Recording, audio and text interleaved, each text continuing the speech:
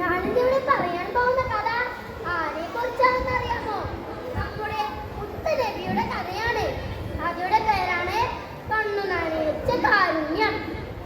ഒരിക്കൽ നബി സല്ലല്ലാഹു അലൈഹി വസല്ലം മക്കയിലെ ഗ്രാമത്തിലൂടെ നടക്കുകയായിരുന്നു.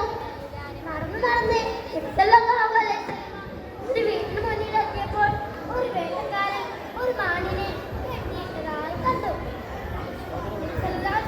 കണ്ടപ്പോഴേ ആ മാൻ കരയാൻ തുടങ്ങി. കാരുണ്യത്തിന്റെ പ്രവാചകനെ അത് സഹിക്കാൻ പറ്റിയില്ല. ഉടനെ ആ മാനിന്റെ അടുത്തേക്ക് പോയി കണ്ണുനീർ കളിച്ചു കൊടുത്തു. എന്നിട്ട് കാര്യം അന്വേഷിച്ചു. അപ്പോൾ ആ മാൻ കരഞ്ഞുകൊണ്ട് പറഞ്ഞു, ആദരവായ നബിയെ, എന്നെ ഇവിടെ പിടിച്ച് ബന്ധിപ്പിച്ചിരിക്കുകയാണ്. എന്റെ കുഞ്ഞുങ്ങൾ കാട്ടിലുണ്ട്.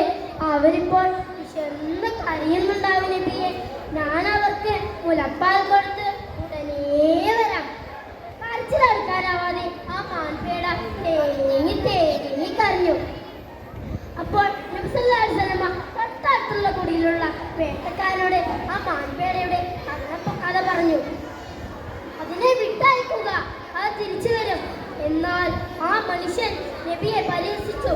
ഞാൻ പിടിച്ച മൃഗത്തെ വിട്ടയച്ചാൽ അത് തിരിച്ചു വരുമെന്ന് ഉറപ്പുണ്ടോ? എന്നാൽ നബി സല്ലല്ലാഹു അലൈഹി വസല്ലം ജാമ്യത്തിൽ ആ വേട്ടക്കാരനെ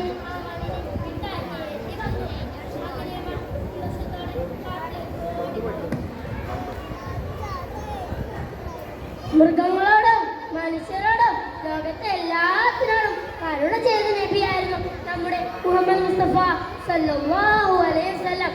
എല്ലാവരോടും കരുണയോടെ പെരുമാറാൻ നമുക്ക് കഴിയട്ടെ. ആമീൻ എന്ന് പറഞ്ഞുകൊണ്ട് എൻ്റെ കൊച്ചു കഥയോട് അവസാനിപ്പിക്കുന്നു. അസ്സലാമു അലൈക്കും വറഹ്മത്തുള്ളാഹി.